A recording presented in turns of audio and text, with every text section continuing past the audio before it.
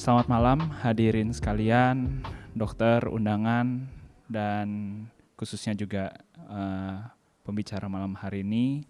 Selamat malam Dr. Ari, Dr. Dani, dan good evening to Prof. Min Kim from South Korea. Thank you for making the trip all the way to Indonesia. Dan sebelumnya kami minta maaf karena ya Jakarta yang cukup macet ya. Jadi memang sedikit banyak kendala tadi di jalan, tapi kita akan segera mulai acara dalam pada saat ini. Tanpa berlama-lama, acara malam hari ini akan berpusat sekitar Optos Silverstone ya. Salah satu alat terbaru yang baru didistribusikan oleh Optik Tunggal selaku distributor eksklusif Optos, dan semoga acara hari ini bukan hanya sekedar acara yang komersial, tapi dokter-dokter hadirin undangan sekalian ada ilmu yang bisa dibawa juga gitu. Tanpa berpanjang lagi, saya introduce moderator acara untuk hari ini adalah Dr. Ari Jatikusumo. Beliau saat ini praktek di RSCM Kirana dan juga di Klinik Mata Nusantara Kemayoran. Kepada Dr. Ari, silakan dok. Ya, terima kasih Pak Nino. Assalamualaikum warahmatullahi wabarakatuh. Selamat malam, salam sejahtera untuk kita semuanya. Yang pertama terima kasih untuk Optik Tunggal setelah memberikan kesempatan pada saya dan juga kita semua untuk hadir di acara malam ini. Saya ditunjuk sebagai moderator, jadi moga-moga saya bisa melaksanakan tugas. Terima kasih juga kepada Optos juga ya yang sudah bersiasat untuk acara malam ini, dan juga Prof. Min Kim dari Korea, dan juga teman-teman semua. Jadi memang mungkin saya sendiri juga untuk pemakaian Optos ya, kebetulan di dua tempat kerja saya sudah menggunakan Optos semuanya, dan beberapa hal memang sangat ada benefit lah ya, ada hal yang advantage yang kita bisa miliki dengan menggunakan Optos ini. Jadi ini ya mungkin bukan pesan sponsor sih, tapi itu pengalaman klinis yang kita dapat, dan satu yang saya lihat ya ada manfaat untuk pasien-pasien kita karena kita bisa memberikan penjelasan dengan mudah, dan juga untuk terutama untuk pendidikan, rumah sakit pendidikan saya rasa kalau punya alat ini tentu sangat-sangat membantu sekali untuk kegiatan-kegiatan PPDS dan yang lainnya. Baik, mungkin tanpa panjang lebar acara malam ini akan ada 3 pembicara, yaitu yang pertama akan dibawakan oleh Dr. Pardana Dewi Putra atau Dr. Dani ya. Kemudian saya, dan yang terakhir ada Prof. Min Kim yang akan berbicara mengenai aplikasi klinis dari Optos tersebut. Baik, untuk yang pertama saya persilakan Dr. Dani untuk mempresentasikan pengalamannya dalam hal ini khususnya penggunaan Optos Silverstone ya. Silakan Dr. Dani. Yes. Baik, terima kasih Dr. Ari.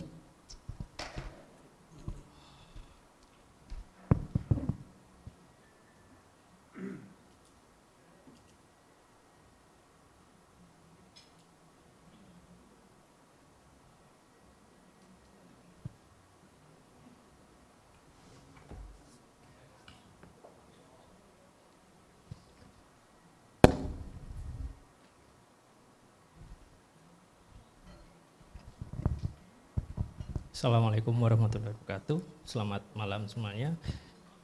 Perkenalkan, saya Pardana Dwi Putra. Saya biasanya dipanggil Dani. Di sini saya bertugas di RSMM Jawa Timur, Surabaya. Jadi tempat kami kebetulan mendapat kehormatan salah satu sebentar. Cek connection.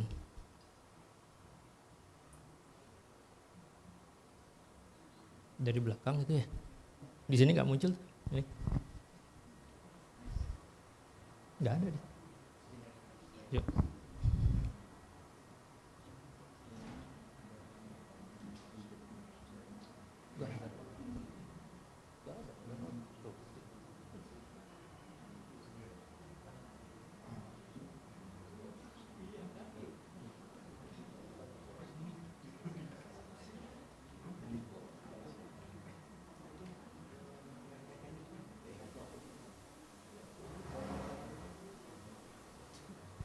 Oke, maaf, ada teknis sedikit.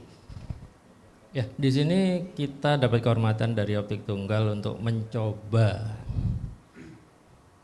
dengan waktu yang cukup singkat sebenarnya, tapi kita usahakan semaksimal mungkin untuk mendapatkan sebanyak-banyaknya apa yang kita bisa dapat dari alat Silverstone ini. Dan dengan waktu yang singkat itu saya akan ingin berbagi malam ini bersama semua apa yang sudah kita dapat di sini.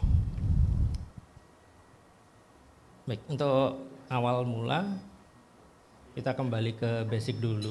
Jadi OCT atau Optical Coherent Tomography ini adalah bentuk teknik dari imaging, pencitraan yang non-invasif yang melintang dari retina.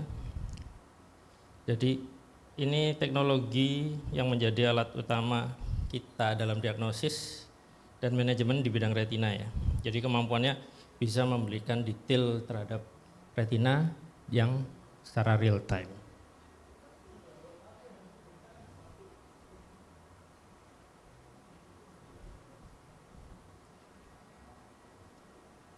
Jadi dengan wide field OCT sendiri ini sebenarnya apa sih? Jadi optos sudah kita kenal sejak dulu dengan wide field-nya ya. Satu-satunya foto fundus dengan 200 derajat yang bisa dilakukan dengan satu kali foto. Yang sejauh ini pun saya juga belum menemukan saingan yang bisa sampai 200 derajat selain optos. Nah, dalam Silverstone ini ditambahkan modulasi adalah OCT. Terus terang pertama kali saya mendengar alat ini, saya juga bayangannya wah sekali nih. Foto fundus yang wide field digabung dengan OCT. Seberapa luas OCT-nya? Tanyaan di situ jatuhnya. Harapannya jadi 200 juga sih sebenarnya. Jadi, tapi dengan wide field OCT ini, makula maupun perifer kita bisa melakukan OCT.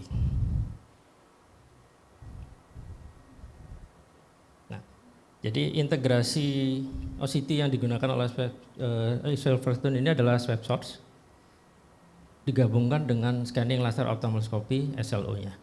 Ya. Jadi satu kali foto makular, perifer kita dapat semua.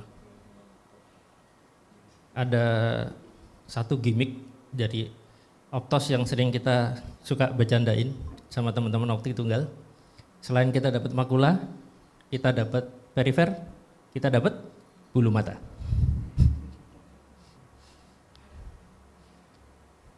Ya, jadi antara wide field OCT dan konvensional ini kita bisa lihat perbandingannya cukup mencolok. Jadi yang 30 sampai 50 derajat dibandingkan dengan yang 200 untuk field of view-nya. Peripheral imaging-nya juga terbatas pada yang konvensional. Scan time-nya single scan ya, satu kali foto. Coverage-nya sentral, kalau wide field sentral dan peripheral. Jadi salah satu keunggulan dari wide field OCT ini adalah mendeteksi patologi retina di daerah perifer ya. Karena itu yang sering terlewat dengan konvensional OCT.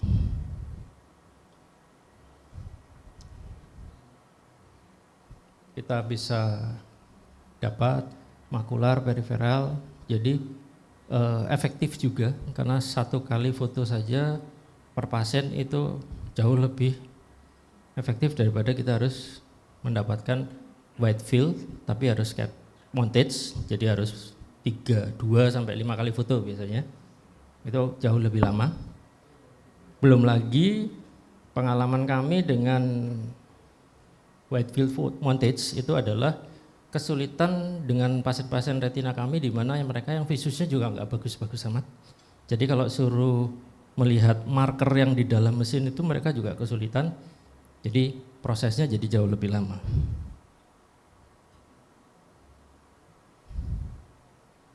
Nah, dengan alat ini kemudahan dan memantau perkembangan akan lebih mudah.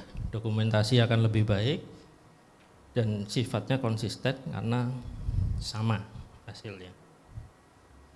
Jadi kinerja dokternya, kliniknya, rumah sakitnya akan jauh lebih efisien.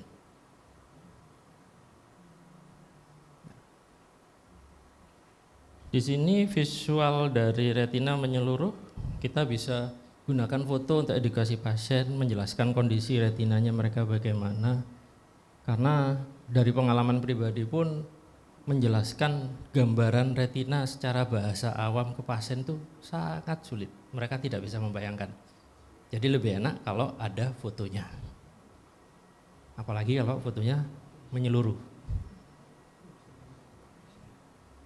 Nah, ini contoh jadi dari visualnya ya. Jadi kalau yang konvensional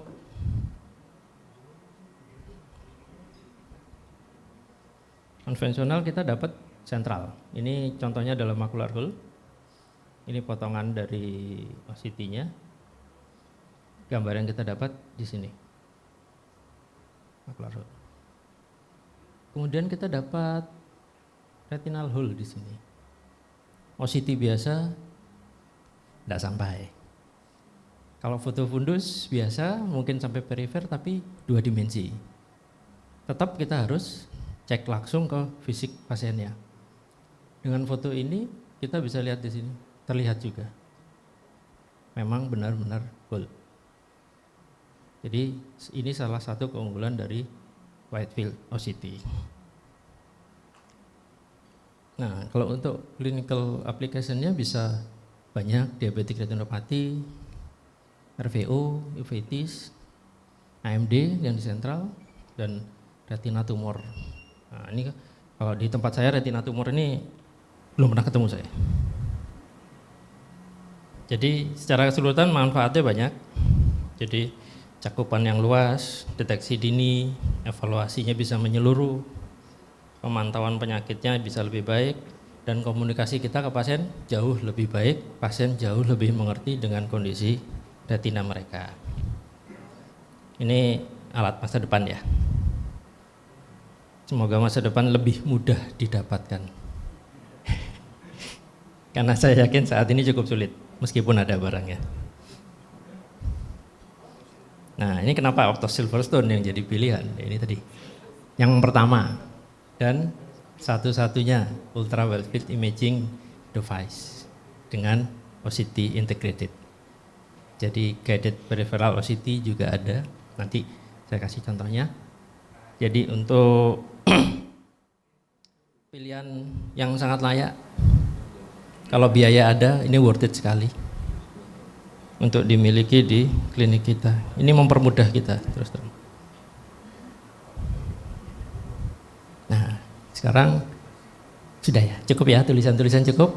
Nah, kita yang ambil bagian yang menarik sekarang. Nah, di era sekarang, saya yakin semua mengalami di mana every cell sudah menghilang dari peredaran. Ya, tidak jarang kita akan memeriksa retina pasien dengan pupil yang tidak maksimal. Betul ya? Jadi, apalagi era BPJS, pasien menumpuk, belum sempat lebar maksimal, mungkin baru mid-mediasis kita sudah harus periksa. Kalau nggak gitu nggak selesai-selesai kliniknya. Yang kita dapat fotonya cuma segini, funduskopi, lensa 90, foto fundus biasa, dapatnya segini. Kayaknya normal-normal aja ya. Ini foto pasien saya ini, normal-normal aja. Kita foto fundus pakai optos, pupilnya tidak terlalu lebar. Yang saya dapat sebelum ketemu saya, ini hasil foto yang kita dapat. Ada apa ini? Sama ini. Nah. Jadi perifernya tidak kelihatan. Kayaknya normal-normal aja sentralnya. Tapi di sini ternyata terlihat. Ini nggak beres. Di sini ada traction juga. Ini foto zoom ya. Jelas sekali, ini lubang sebesar ini. Dan seperti yang terlihat di sini, dia masih attach. Kita lebarkan maksimal, kita foto, kita laser, pasien pulang happy, dokternya juga happy. Karena tidak perlu nambah antrian operasi lagi. Nah, yang selanjutnya, nah, selain yang diandalkan adalah perifer, untuk OCT sentralnya juga sangat baik ya, dengan source koroid dapat cukup banyak. Ini deposit dari makulanya juga terlihat dengan jelas. Nah, ini foto yang pas bagian depositnya, ini tampak sekali di sini. Ada edemnya juga. Nah, ini bagian yang lebih dekat dengan makula, ini di bawahnya juga tampak. Ya, batasnya kelihatan jelas sekali. Nah, yang selanjutnya, ini juga pasien kita. Pupilnya lebar, kita foto kelihatan. Ya, yang menarik di sini adalah di sini ada terlihat detach. Belasnya mulai terangkat. Makula kesannya masih baik. Di foto ini pun kelihatannya masih baik. Setelah kita zoom, ya ada rugi-rugi sedikit, tapi ya masih oke lah. Kita lakukan OCT, ternyata sentralnya seperti ini. Kalau kita jalankan ini scan-nya dari atas sampai bawah, detas makulanya sudah cukup luas. Ya, ini mau tidak mau masuk kamar operasi.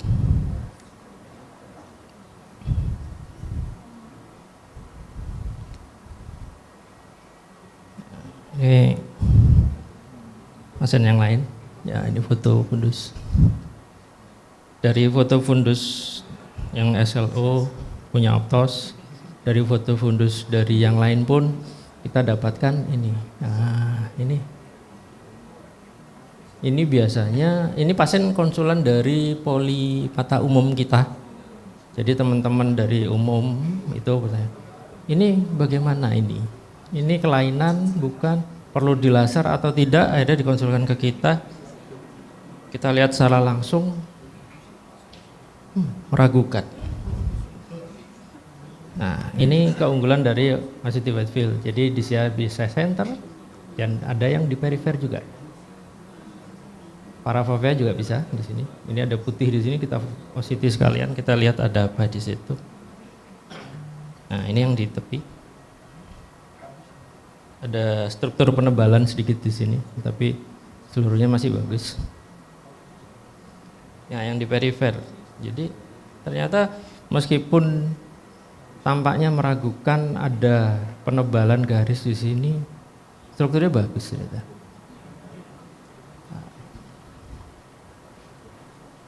Jadi kami putuskan, oh ini tidak perlu dilaser, aman.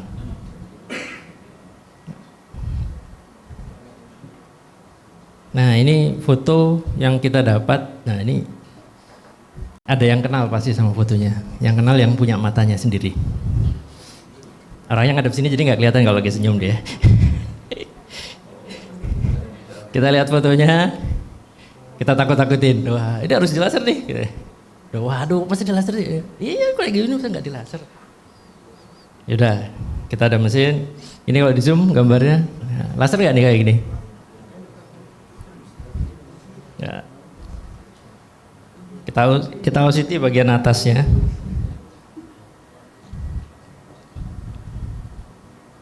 Ya, di sini kelihatan. Bagian yang atas cukup intak. Kita OCT juga yang bagian bawahnya. Sama. Ada membran sedikit di sini tapi intak. Setelah lihat hasil foto OCT dari Silverstone ini, beliaunya tersenyum karena nggak jadi dilaser.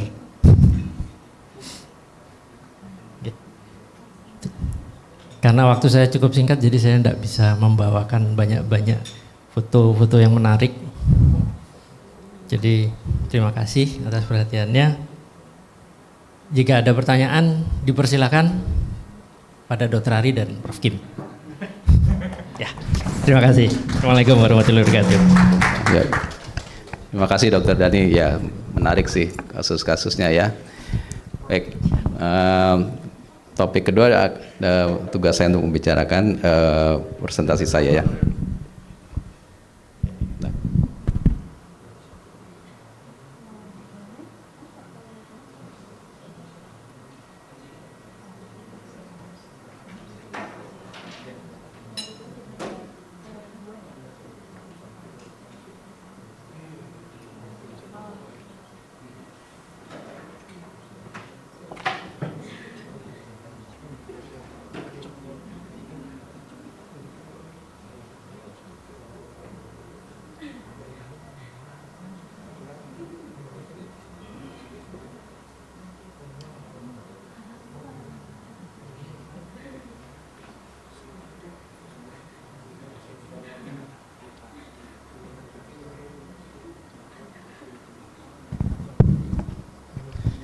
Terima kasih Dokter Dani.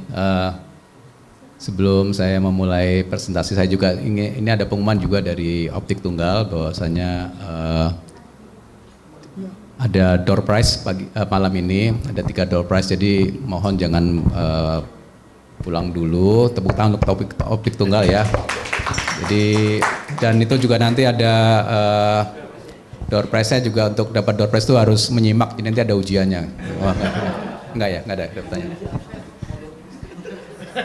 Baik, ya topik saya mengenai Optos ini ya saya berikan judul Revolutionizing Retina Diagnosis. Jadi memang ini pengalaman yang menurut saya menggunakan Optos Silverstone untuk pertama kali, yang meskipun hanya 2 minggu diberikan oleh Optik Tunggal, tapi kesan saya memang untuk Optos yang tipe Silverstone ini luar biasa. Jadi mungkin saya akan berbagi sedikit mengenai pengalaman selama 2 minggu terakhirnya menggunakan Optos ini di praktek. Baik. Ya, ini hanya sekedar untuk mengingatkan kembali pentingnya kita untuk melakukan pemeriksaan retina secara lengkap ya, dan mungkin yang perlu diingat adalah early detection. Jadi early detection ini kita coba bisa melakukan suatu diagnosis yang sangat awal sekali dari suatu penyakit sedini-dini mungkin, karena seringkali yang kalau kita lihat terutama untuk kasus-kasus retina itu mereka kebanyakan datang terlambat. Karena apa? Karena ya biasanya itu kalau udah terlambat itu sudah ada keluhan baru datang ya. Jadi dan biasanya kalau udah keluhan stadiumnya udah advance gitu. Jadi paling enggak kita kalau bisa mendapatkan gejala itu lebih awal sekali. Ya, ini beberapa hal yang perlu kita ingat saja, bahwasanya kalau untuk periksa retina perlu beberapa alat yang cukup banyak ya. Pupil mesti didilatasi, kameranya ada khusus, ada mesti OCT. Jadi kita perlu banyak alat gitu ya, dan mungkin di klinik juga kalau yang klinik yang komplit ya alatnya banyak sekali, dan itu tentu saja untuk klinik mungkin ya investasinya banyak, dan untuk pasien pun juga mesti harus pindah-pindah dari satu tempat ke tempat lain, dan itu tentu juga sedikit banyak merepotkan. Ya, dan mungkin yang perlu diketahui ya tadi sudah disampaikan Dr. Dani, fundus kamera yang lama itu ya dia angle-nya sempit ya, jadi memang keterbatasan kita untuk dapat memperoleh terutama untuk retina perifer itu ya mau nggak mau kita harus lihat pasiennya dan pupilnya harus didilatasi ya, kita harus melakukan pemeriksaan indirect sampai ke perifer gitu ya, dan tentu saja itu hal itu untuk klinik yang ramai mungkin seperti Dr. Dani itu akan makan waktu dan itu melelahkan ya. Jadi kalau bisa memang ada suatu metode yang singkat, pasien duduk di capture terus kita dapat informasi semuanya begitu ya. Ini contoh kalau pakai kamera fundus biasa ya kita hanya lihat 40 derajat aja ya, hanya papil dan makula saja dan mungkin pinggir-pinggirnya nggak ketahuan. Tapi untuk kasus tertentu ya gampang aja kalau kayak gini, ini pasti proliferative diabetic retinopathy ya, kita nggak perlu ragu. Cuman apakah keterlibatan perifernya seperti apa kita juga nggak bisa menjelaskan kepada pasien tentunya juga ya. Ya kadang-kadang kita juga perlu pasien datang lagi untuk pindah ke alat lain untuk melakukan fluorescent angiografi, dan kita harus baca lagi, pasien harus didatengin lagi, dijadwal lagi seperti itu ya. Ya ini saya rasanya untuk mengingatkan kembali. Dan mengenai ultraviolet, saya rasa tadi Dr. Dani juga sudah banyak menjelaskan ya. Nomor 1 yang dari Optos ini ya 200 derajat, jadi bisa sampai ke perifer. Kalau operatornya jago mungkin bulu matanya sedikit yang ketangkep. Tapi kalau masih baru-baru ya, bulu matanya banyak ya. Dan ya teknologinya laser, jadi kalau laser kita tahu beda dengan kamera fundus biasa yang menggunakan flash ya, jadi itu pasti silau dan banyak glare dan lain. Tapi kalau laser karena dia sifatnya monokromatik dan lain itu, jadi kita bisa dapatkan image yang sangat-sangat clear dan resolusinya tinggi ya. Dan juga yang bagus sekali dari Optos ini yang bisa saya share adalah dia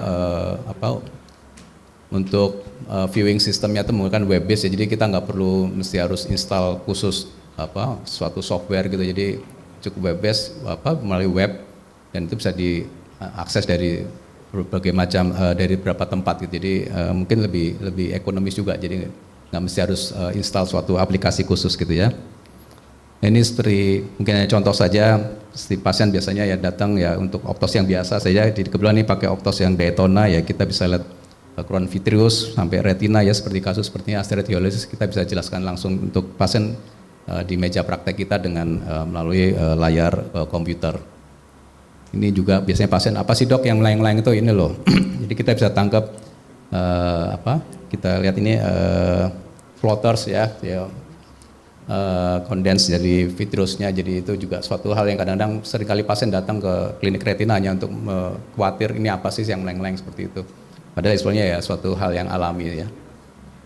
Nah, retinal detachment ya. Jadi kalau kayak gini kita bisa jelaskan langsung breaknya itu jauh di daerah perifer. Jadi kita langsung dengan melakukan pick up capture dari area di mana kita bisa ya kita bisa zoom in, zoom out mana daerah yang memang kita ingin cari gitu ya.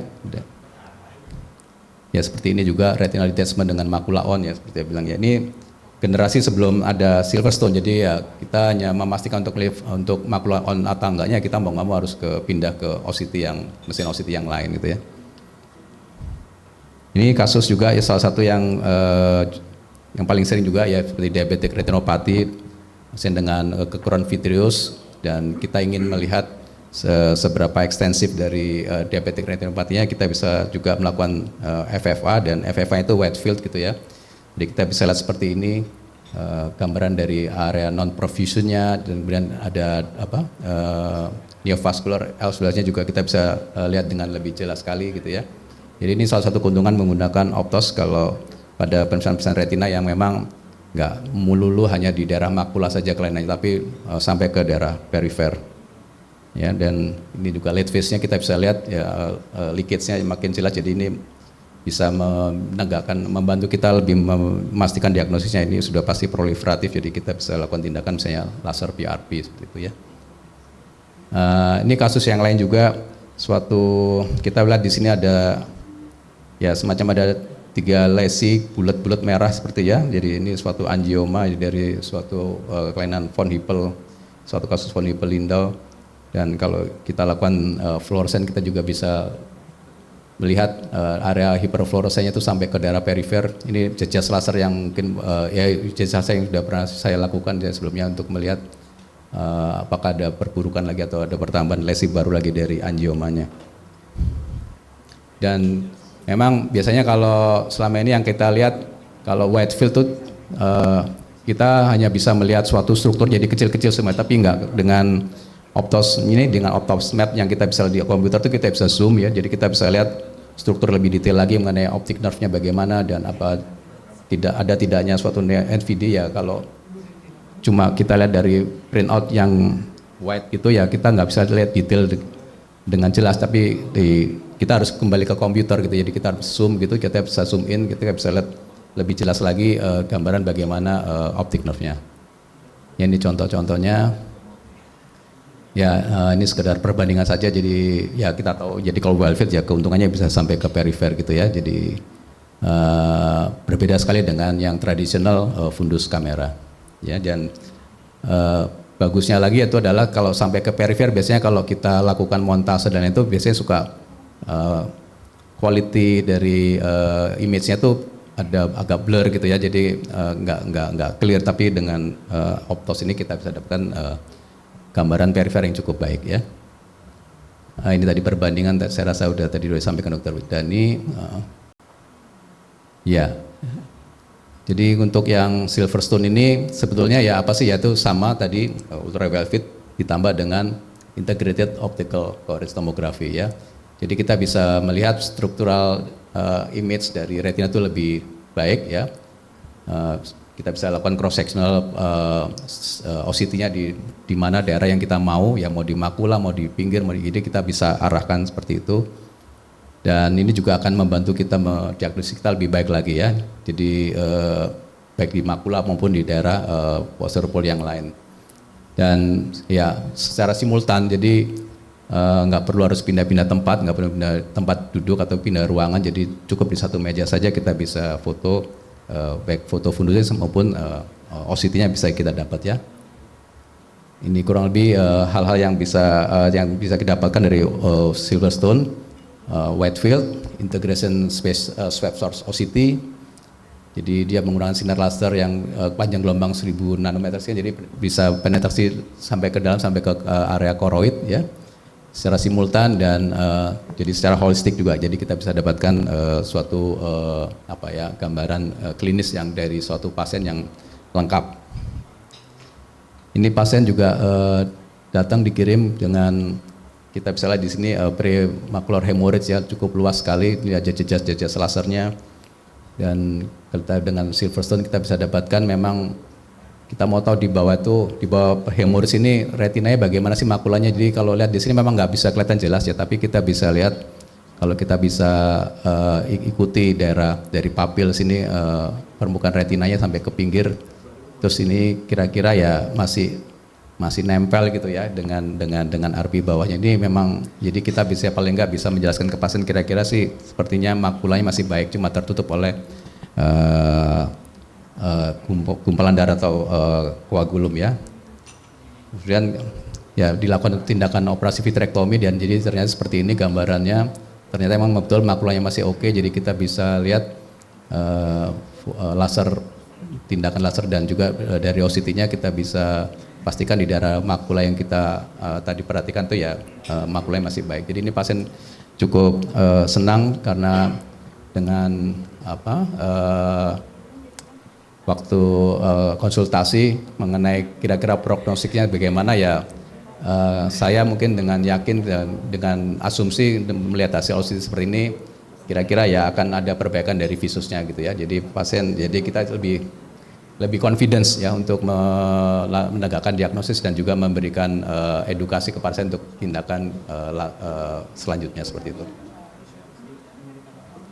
Ini pasien juga dengan kita lihat di sini ada jejas laser yang udah lama dengan break yang udah besar sekali gitu ya, dan kita bisa pada scan OCT-nya saya arahkan di daerah makula, kita bisa lihat ya makulanya masih baik gitu ya.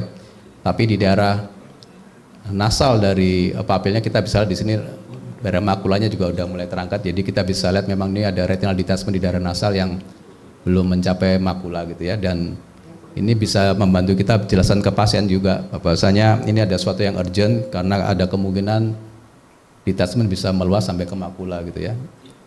Dan ini juga kita bisa arahkan kalau ya, tadi di makula ini scan-nya di daerah retina ya, kita lihat ya memang detachment betul seperti itu ya. Jadi ini suatu keunggulan, suatu diagnostik yang bisa kita dapat dari alat optos ini. Ini pasien dengan ya sama retinal detachment juga ya, makulanya sih kesannya kayak on ya, tapi kalau kita lihat di sini ya ternyata udah off juga ya. Dan ini padahal ablasionya kalau kita lihat kan sepertinya cuma di inferior aja gitu ya, tapi ternyata udah off. Dan pasien ini saya lakukan scleral buckle, ini pasca scleral buckle, jadi kita udah bisa lihat memang retinanya sudah mulai nempel, tapi cuma kita bisa lihat sih memang masih ada sisa mungkin subretinal fluid yang sedikit yang masih tersisa ya, ini H+1 dari operasi scleral buckle. Dan ini tentu bisa kita ikuti pada saat follow up untuk memastikan apa betul makulanya sudah attach complete apa enggak gitu ya. Ini juga pasien pasca scleral buckle, kita bisa lihat buckle-nya di sini ya. Makulanya on, tapi kalau kita arahkan scan-nya di daerah yang bawah sini ternyata memang masih ada sedikit sisa subretinal fluid ya. Jadi ini pasien mungkin sudah hampir setahun yang lalu saya operasi dan ternyata memang subretinal fluidnya masih ada residual di daerah inferior. Tapi karena makulanya masih attached seperti itu ya kita nggak perlu lakukan, hanya diobservasi saja. Ini juga pasien datang dengan kekurangan vitreous seperti ini, dan ya kalau kita lakukan pemeriksaan funduskopi pun juga pasti untuk melihat makulanya juga agak susah. Jadi memang perlu suatu alat lagi ya untuk memastikan apakah retinanya on apa enggak. Jadi dengan Silverstone ini biarpun dengan kekeruhan di vitreous ya masih bisa dapat scan di daerah retina dan kita bisa lihat retinanya masih on seperti ini. Jadi ini kasus diabetic retinopathy yang dengan perdarahan vitreous, jadi ya bisa kita anjurkan untuk tindakan vitrektomi dan kita bisa memberikan prognosis ya, edukasi bahwasanya ya kemungkinan untuk pemulihan penglihatannya akan lebih baik daripada sebelum operasi bisa kita dapatkan gitu ya. Ini juga kurang lebih pasien dengan diabetik retinopati, visusnya bagus sih 6/6 gitu, tapi kita ingin lihat apakah ini daerah neovaskularnya di daerah sini ini apakah memang ada masalah traksi atau enggak. Kita bisa arahkan bahwasanya memang ternyata betul, tapi traksinya memang hanya sebatas di daerah lokalisasi di daerah superior arcade situ dan nggak sampai meluas sampai ke makula. Jadi ini juga suatu hal yang sangat bermanfaat buat kita ya sebagai surgeonnya, apakah perlu operasi apa enggaknya. Ini yang tadi udah ya. Oke, dan ini juga kurang lebih pasien pasca operasi ya vitrektomi, kita bisa lihat ini daerah jejak laser ini daerah superior dan sepertinya kesannya semuanya attach ya, tapi kenapa kok visusnya nggak maju gitu ya. Dan kita lihat di sini ternyata di daerah makulanya memang attach, cuman memang ada terbentuk semacam cyst intraretinal fluid seperti itu yang mungkin berhubungan dengan masih inflamasi ataupun pasca chronic detachment lama dan dia mulai nempel dan masih ada sisa edema di daerah situ ya, di daerah makulanya. Jadi hal-hal seperti ini tentu bisa menjelaskan kepada rakyat kenapa kok penglihatannya masih buram atau gimana, jadi dan juga bisa membantu kita untuk merencanakan tindakan apa sesudahnya, apakah perlu surgery lagi ataupun mungkin terapi farmakologi yang lain, intravitreal ataupun apapun sejenisnya. Dan ini juga pasien datang dengan kalau kita lihat sih sebetulnya normal-normal aja, tapi kalau pasien datang dengan visus turun dan kita belum sampai, pasiennya belum sampai ke meja kita tapi fotonya udah jadi kita bisa lihat dulu di depan gitu ya. Oh, ini pasien gambarnya bagus, makulanya bagus, jadi ya saya rasa paling gangguan visusnya mungkin ya dari kataraknya gitu ya. Jadi paling enggak ini bisa untuk jadi screening kita di waktu di meja praktek gitu. Jadi nggak perlu sebelum pasien ketemu kita udah tahu diagnosisnya apa dulu gitu ya. Jadi itu hal yang mungkin menurut saya selama menggunakan Optos ini sangat bermanfaat. Jadi ya intinya proses untuk clinical workflow-nya juga akan lebih lancar gitu ya, jadi pasien nggak perlu menunggu lama-lama, menunggu di pupil lebar, menunggu antrian yang banyak gitu ya, jadi bisa langsung setelah selesai pemeriksaan misalnya visus bisa langsung difoto dan nunggu ke kamar kita untuk konsultasi dan kita bisa lihat lebih dulu hasilnya ya. Jadi ya sebagai ini dari beberapa literatur yang saya baca ya, jadi sebetulnya ini dapat mendetek hampir sekitar 70% ya daerah periferal lebih daripada tradisional OCT ya, karena OCT yang standar yang biasa kita pakai itu kan scan-nya juga paling cuman berapa ya, 6 mili ya, 8 mili apa 6 mili, ini bisa scan-nya sampai berapa, 12 ya, 24 mili ya, jadi cukup panjang dan itu tentu saja pada kondisi itu lebih menguntungkan ya, dan juga image yang lebih baik ya dan membantu kita untuk diagnostik yang lebih akurat lagi. Jadi ini seperti yang saya bilang, jadi bisa membantu improve dari workflow dari klinik di perjalanan klinik kita dan mengurangi pasien visit ya, karena kita sudah bisa menegakkan diagnosis mungkin dengan satu session saja. Ya. Jadi secara impresi kesan saya untuk Optos ini. Jadi bisa memberikan suatu diagnosis yang cepat ya sebelum pasien datang ke meja kita. Jadi sebelum pasien datang kita sudah tahu ini kira-kira apa diagnosisnya. Penggunaan laser dan itu tentu saja akan membantu untuk menegakkan image yang lebih baik ya dibanding dengan kamera fundus biasa menggunakan flash. Tentu laser ini akan mengurangi efek glare dan lain-lainnya sehingga yang membuat kualitas dari foto fundus retina kita nggak sebagus seperti pada menggunakan Optos ini. Dan tentu saja dengan adanya OCT ini ya bisa akan membuat semuanya jadi lebih baik dan rasanya kita bisa menjadi jadi dokter retina yang lebih baik lagi gitu. Jadi kita bisa yakin dengan apa yang kita dapat dari pemeriksaan Optos tersebut. Dan yang penting mungkin ya hitung-hitungan mungkin, jadi kalau punya satu alat ini dibandingkan beberapa alat itu akan lebih menguntungkan. Jadi menurut saya sangat ideal sekali untuk screening. Jadi kalau mungkin pada rumah sakit atau klinik yang loadnya sangat besar sekali, kalau punya alat ini tentu akan sangat membantu dan pasien nggak perlu antri lama-lama yang nanti untuk suatu pindah ke tempat yang alat diagnostik yang lain. Terima kasih dari saya. Assalamualaikum warahmatullahi wabarakatuh. Semoga bermanfaat. And the next session will be given by Professor Min Kim. Dr. Min Kim is the retinal specialist, but he has an interest in, especially in ocular tumor. So I believe Dr. Min Kim will share many cases about intraocular tumor as well. Please, Dr. Min.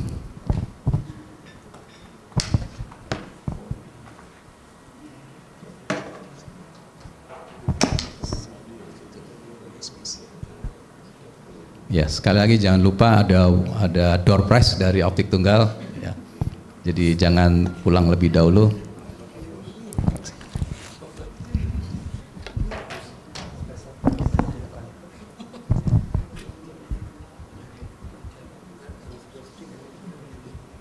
So, before you, Dr. Min, start the presentation, just want to share about his short curriculum vitae.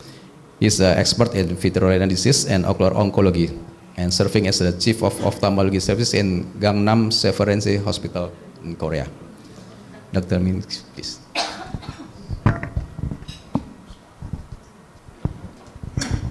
Thank you. Thank you for the very kind introduction, and I'd like to thank the Optus for the very kind invitation to speak here today at today's symposium. So my name is Min Kim, and I come from Seoul, Korea. I work at Yonsei University, Gangnam Severance Hospital. I'm a retina specialist, but I also specialize in ocular oncology as well. So today I'll be sharing my limited experience of using Optus and Silverstone for many different retinal diseases, including intraocular tumors. Here's my financial disclosures. So let me start by asking this question. You were asked by your boss to go abroad and work in this island in the middle of nowhere, and you were allowed to bring just one single imaging device. Which one would it be? You have to choose one. And if you get this question right, you might get a free prize of, who knows, Optus or Silverstone. They might just give one away. So I'll come back to this question later at the end of my presentation. Let me start by this interesting case of a 65-year-old female who was referred for the treatment of this intermediate uveitis. The slit lamp shows 4+ cells, vitreous haze can be appreciated. The referring doctor initially treated this patient with oral corticosteroid and posterior subtenon triamcinolone injection, but the doctor wasn't seeing any improvement of inflammation, so the patient was referred to me. Any ideas? Well, if you look at the far peripheral area of this patient, you'll notice that there's this yellowish retinal infiltration, and this immediately you will start worrying about potential infectious etiology. This patient obviously had a fungal endophthalmitis. So what if, let's just assume that if the referring doctor, I'm sure if you do a very complete, thorough examination of the periphery with your 20 diopter indirect ophthalmoscope, you should be able to identify it, but in your very busy clinical practice, you might not be able to perform a very complete peripheral exam in every single patient. So having a machine like Optus for ultra-wide field imaging will be very helpful for detecting a lesion like this. So ultra-wide field retinal imaging has clinical value, as I showed in this case of a patient with the uveitis. This can really change patients' care, as those with non-infectious uveitis can be treated with steroid alone, whereas those with the infectious etiology must be treated with the appropriate antimicrobial treatment. Here's another case of a 46-year-old female who had a vision drop in her right eye. Her slit lamp exam showed that the chamber is quiet, but you'll notice that there's this very peculiar yellowish, thick exudate right below the macula. And the ultra-wide field FA and ICG shows some areas of leakage, and the OCT scan through that area by Silverstone shows this thick subretinal hyperreflective material. This was so this patient was seen by 3 different outside retinal specialists who are very well-known specialists. The patient was told that she had a occult tuberculosis infection but was not on any medication and was treated already with oral corticosteroid for retinal vasculitis, and then was referred to me. But her vision was getting worse, because the patient was told that he had an occult TB infection. I checked the IGRA just to make sure that the patient was free from tuberculosis, but it turned out to be positive actually. And the exudate at the inferior, as shown in this picture, was increasing. So at this time, my differential diagnosis included the following, idiopathic retinal vasculitis, could be some inflammation mediated by tuberculosis or infectious vasculitis associated with tuberculosis, or some other retinal vascular disease. Well, so the ultra-wide field imaging was repeated to capture the most peripheral view of the retina while the patient was looking as far upward as possible. And surprisingly, we identified this very large reddish mass at the superior far periphery, surrounded by this very thick subretinal exudate. And this was what was causing all these problem. So this was a case of a retinal vasoproliferative tumor that was causing this all these different problems. So imaging of the far periphery was achievable with the patient cooperation in this case. So we had to do multiple different treatments, and because the patient wasn't responding, I had to put a radioactive plaque at that area, which led to a complete regression of the retinal vasoproliferative tumor. And as the Silverstone OCT shows, it led to a very nice regression of the tumor. So these ultra-wide field imaging, especially with the Silverstone, has clinical value as this allows visualization of even the extreme peripheral location of the mass. This led to the diagnosis of retinal vasoproliferative tumor in this case. So as I said previously, I'm an ocular oncologist and a retina specialist, so I perform multiple different imagings in my tumor clinic, starting with the cellular photos. We take multiple color fundus photos, ultra-wide field, fundus autofluorescence, fluorescein angio, spectral domain OCT, OCT angiography, ultrasound, all these different imaging modalities. It's a very basic clinic. But now that, with the recent acquisition of the Silverstone, I can perform not all of them, but most of the important imagings with just one single imaging device. All these multimodal imagings at once with just one single machine. This, I find it very beneficial, not only for the patients, but also for the physicians as well. This really improves the patient flow in your clinic. So the previous 2 speakers already talked about different capabilities of the Silverstone. I want to repeat this is the only imaging device with all these capabilities in just one single machine.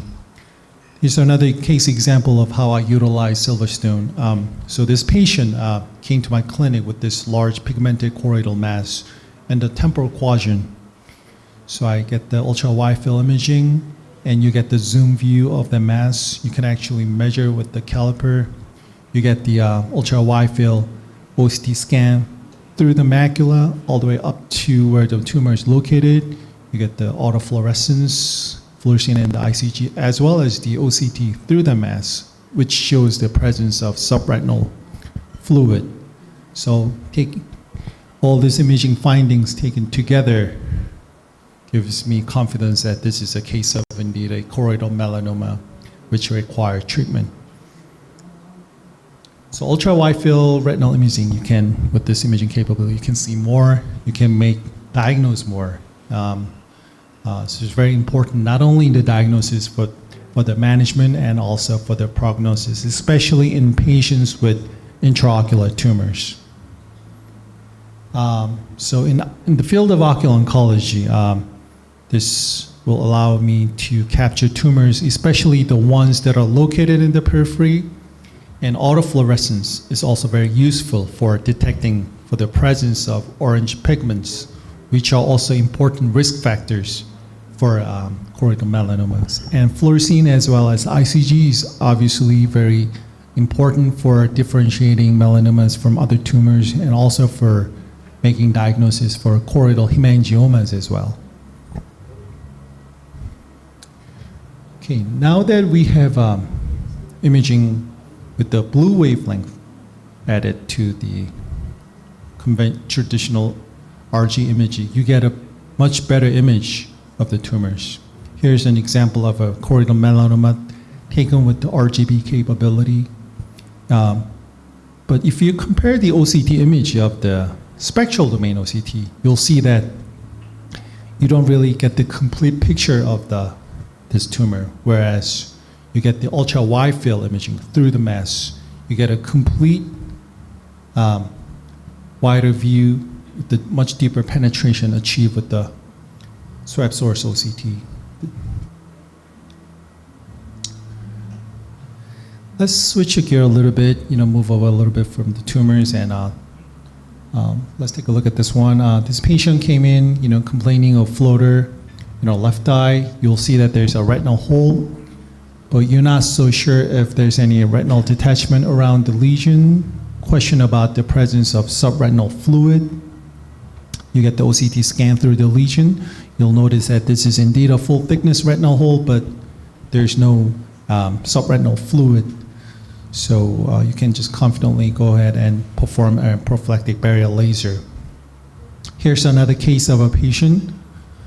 There is a suspicious retinal hole with the possibly localized retinal detachment. OCT scan through the lesion indeed confirmed the presence of a very shallow retinal detachment with the subretinal fluid around the lesion. Another case of a retinal hole here in the inferior. What seems to be like a lattice degeneration. There seems to be some vitreoretinal tractions overlying it. There's question about whether there's a localized retinal detachment or not, because but the OCT scan through the lesion show that there is indeed a localized retinal detachment confirmed by the peripheral OCT. So this retinal detachment extended beyond the area of lattice degeneration. So instead of just performing the barrier laser just around the retinal hole, we changed our plan, and the barrier laser had to be performed encompassing the entire area of lattice degeneration in this case. Here's another case of a 59-year-old male patient with a chronic retinal detachment. You'll notice that there's some subretinal band and extensive areas of retinal detachment, but you're not so sure if there's any retinal hole or not. As most of you probably well know, the single most important thing in the treatment of rhegmatogenous retinal detachment is the identification of retinal break. There's a suspicious retinal hole in the inferior quadrant, and the OCT scan through the lesion showed that this was indeed a full thickness retinal hole that was responsible for this retinal detachment. So with this information, we were able to perform a surgery, segmental buckle, to close this retinal hole and attach the retina successfully. So we published this a very long time ago that ultra-wide field imaging really does allow us to find and document pathology across the retina, even in the far periphery, leading to an early diagnosis and better care of patients, especially in those patients with no retinal pathology. And it's even useful even in those patients with the macular pathology. For example, this patient developed a very massive subretinal hemorrhage secondary to macular degeneration. So we performed the pneumatic retinopexy with the subretinal TPA injection, displacing the subretinal blood, and then treated with the serial anti-VEGF injections. But the patient developed a macular hole with the retinal detachment in the setting of wet AMD and submacular hemorrhage. So we had to do a surgery to close his macular hole. Obviously, post-op, the patient's eye is filled with gas. With the performed spectral domain OCT, can you tell if the macular hole is closed or not? You don't get so much information from this spectral domain OCT image. Whereas if you do a Silverstone OCT through the macula, you get a very nice clear image. And this really confirms that the macular hole is completely closed and the surgery was successful. So swept source OCT in a machine like Silverstone, this has advantage over spectral domain for visualizing the macula, even in these gas-filled eyes. Now come back to some more ocular oncology. This patient, if you just look at the posterior pole, you don't really see much, whereas if you go out to the far periphery, there's this large pigmented choroidal mass in the periphery. It looks like a very elevated mass, but once you get the OCT scan through the image, this mass, it's just a large choroidal nevus, not a melanoma. You see multiple drusen's overlying the nevus, which is a sign of chronicity in this case. By performing this OCT scan through the lesion, you know for sure that this is not a melanoma, but just a nevus, which you can follow in your clinic. Another case of a large pigmented choroidal nevus, ultra wide field OCT through the lesion showed that it was indeed a little bit elevated, but no subretinal fluid, just multiple drusen's, which you can safely follow, even though it's a very large nevus. Sometimes patients will present with more than one choroidal nevus. You'll see here, you see one in the macula and one in the nasal quadrant. Sometimes patients will have nevus in both eyes, here in the temporal quadrant, here in the nasal. So why is this important to see these patients with choroidal nevus if you're not going to treat them? Well, these choroidal nevus can indeed enlarge over time and turn into a malignant melanoma. Although the chance of developing into this malignant melanoma is very low, it's still possible. So you need to follow this patient over time, once every 6 months or once every year at least. Here's another case of a large pigmented choroidal mass, but this is not even a nevus. This is congenital hypertrophy of the retinal pigment epithelium, which has a very low risk of turning into melanoma, very unlikely. So I looked at the distribution of all the nevus in our country using Optus. And this is where we find most of the nevus. Most of them are found in the posterior pole, but we do see some of them in the peripheral area as well, superior, inferior, nasal, and temporal periphery. So why is this important?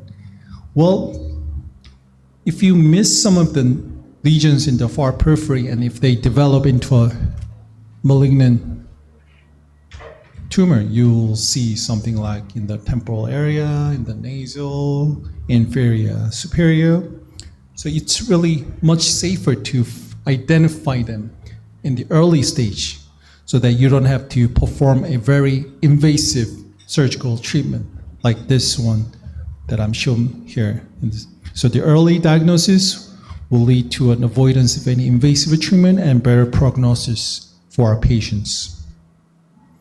So early detection and treatment of intraocular tumors with the Silverstone, you can recognize and treat these tumors earlier and more effectively, and fewer patients will end up in the OR because now we see things that you don't didn't really see without ultra-wide field imaging.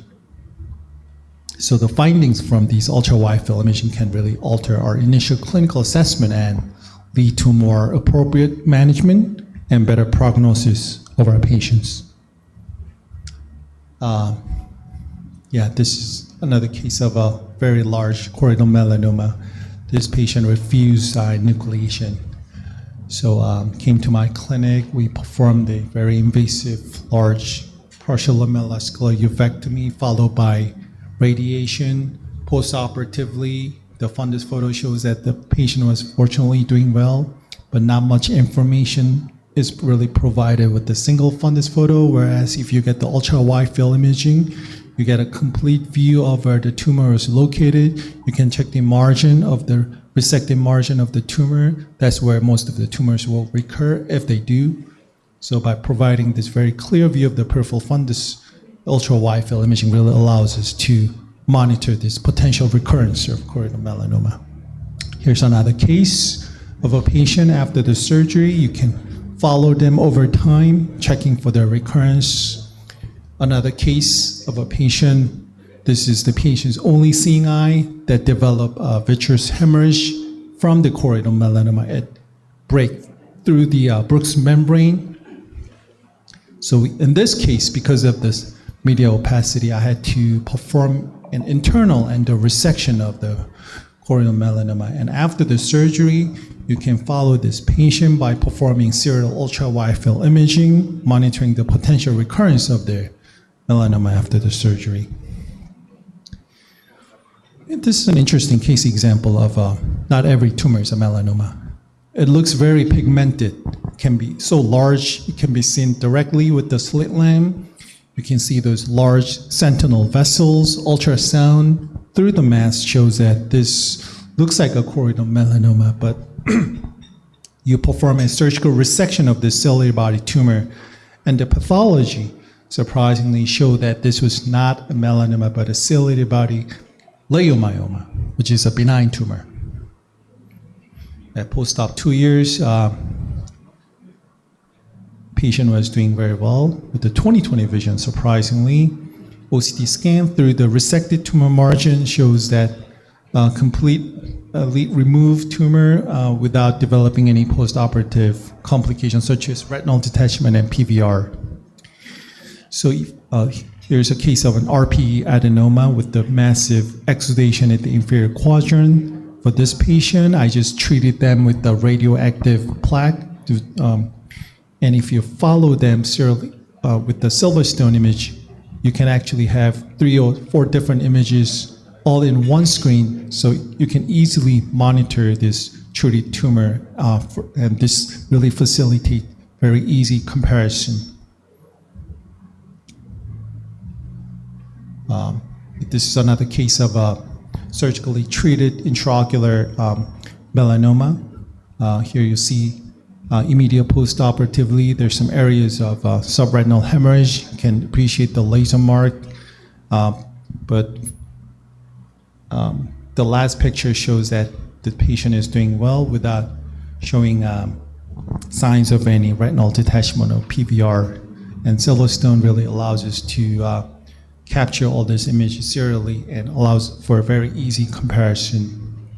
Another similar example, this patient was treated with the radiation only without surgical resection, immediate post-op, and at the last follow-up shows very nice regression of the tumor and showing this is surrounded by the areas of chorioretinal atrophy, which is caused by the radiation. This patient had a metastatic choroidal tumor from breast cancer, and this was the patient's only seeing eye. So it was really important that we save this patient's eye without performing surgical resection, just treat it with the radiation only. And fortunately, the tumor showed a progressive improvement over time and improvement of the retinal detachment as well. Similar case of a surgical resection. I'll just skip this one. This is a small choroidal melanoma case where I performed a biopsy and just a plaque radiotherapy only without surgical resection. But this patient, because when I was putting the plaque, I made a deep suture, which caused a little bit of scleral perforation. You can see the laser mark that I performed afterwards. And this patient also developed some vitreous hemorrhage after the biopsy. But the patient improved spontaneously without requiring any surgical treatment in this case. This similar case, I'll just skip this one. This was a very large tumor that was surgically resected, and before the surgery, I only had the RG image available, but now I have with the RGB capability, I get the true color image of this patient, and with the swab source OCT, you can check for the recurrence of the tumors. Another case of a large choroidal melanoma, followed serially over time with the ultra-wide field imaging. So with the ultra-wide field retinal imaging, many clinical values, including close monitoring of the tumor resection, you can check for the retinal complications which are likely to develop in the peripheral areas, including retinal detachment, radiation retinopathy, so on and so forth. Even in pediatric patients, for example, those patients with the retinoblastoma, I can get the ultra-wide field imaging. This is the image before the treatment. So we perform 3 serial intra-arterial chemotherapy for the treatment of this large retinoblastoma. This is a group D retinoblastoma, which usually do not respond very well to systemic chemotherapy, but if you perform an intra-arterial chemotherapy, which this patient responded very nicely, you can appreciate the really good regression of the mass after the treatment. And OCT scan through the lesion confirms the improvement of this large retinoblastoma. Breast cancer, uveal metastasis, this large yellowish mass in the peripheral area, and also appreciate the presence of the exudative retinal detachment in the inferior. You get the ultra-wide field imaging after the plaque brachytherapy that shows a very nice regression of this metastatic tumor and also the improvement of the inferior retinal detachment. And at post-op 6 month and 9 month, with the Sylvester OCT confirms the regression of these tumors. Also, patients with the large vitreoretinal lymphoma, this multilobulated yellowish appearance are mostly in the peripheral area. So only with the ultra-wide field imaging, you get a complete picture of this lymphoma patients. With the diagnostic vitrectomy, we indeed confirmed that this was indeed a lymphoma case. So we treated them with the serial methotrexate injection, and by following them serially over time with the peripheral OCT, you can appreciate the improvement of the sub-RPE regression of the lesion over time.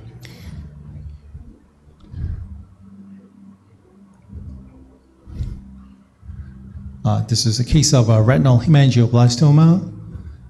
This patient was V8 von Hippel-Lindau syndrome, multiple retinal hemangioblastomas in the peripheral areas that were treated with the photocoagulation and external cryotherapy, but this patient developed severe retinal detachment, so had to perform a surgery. The retina was attached, and with the peripheral OCT scan through every single tumors show a nice regression of the lesion after the treatment. Here's another case of a very severe VHL positive retinal hemangioblastomas. You can appreciate the large reddish hemangioblastoma lesions with the dilated and tortuous vessels with the extensive subretinal exudations and retinal detachment confirmed by the Celestine OCT. So for this one, this patient was already treated elsewhere for multiple times with injections, radiations, but wasn't doing so well. So what I did was I put a radioactive plaque combined with the transpupillary thermotherapy and external cryo. That led to a really nice regression of all the lesions. And OCT scan through the lesion showed that the retina attached nicely. This is another patient with the retinal vessel proliferative tumor that I had to perform a surgery for the removal of epiretinal membrane, and the peripheral OCT scan through the lesion confirms the treatment response. Another case of a retinal vessel proliferative tumor. This one I only treated with the external cryotherapy, and this patient did not require any treatment with the radiation, fortunately. This is an interesting case. 72-year-old female was referred to me for the evaluation of this possible choroidal mass. You can appreciate the pigmented area, but this is very well demarcated. So I get the OCT scan through the lesion. Is this really choroidal melanoma? No, it's not. You get the OCT scan through the lesion, and this was just a case of a localized retinal detachment with the RP hyperplasia. This RP hyperplasia made it look like it was a melanoma because the retina was elevated, but it wasn't. Another case of an intraocular mass. You get the OCT scan. This is a case of a vortex vein varix, which may simulate a choroidal melanoma. This is very important because if you think it's melanoma, then you treat it with the radiation, but this is just a benign lesion, doesn't require any treatment. So performing this OCT is really important in not only in the making diagnosis, but also for the guiding the treatment and avoid unnecessary treatment. This is a patient with a high myope, but because posterior staphyloma was so severe, it looked like there was a mass, but it wasn't. This case was also very tricky. If you look in the nasal quadrant of the area, this patient already had a lung cancer. And the patient was referred to me because they developed this mass looking like lesion in the periphery. So the referring doctor was very concerned that this patient might have metastatic choroidal tumor. So I get the OCT scan with the Silverstone, and it showed that this was just a case of a localized retinal detachment. I mean, we think that we know all the cases of retinal detachment. I've been in the field of retina for quite a long time, as a retina specialist, and sometimes I get confused too, So I don't think I would have made this diagnosis with so much confidence without having this peripheral OCT, By performing the peripheral OCT through the mass-like lesion really allow me to make this correct diagnosis. What about this one, this 45-year-old Caucasian patient? Can you see the large dome-shaped mass in the inferior quadrant? Is this melanoma or some other malignant tumor?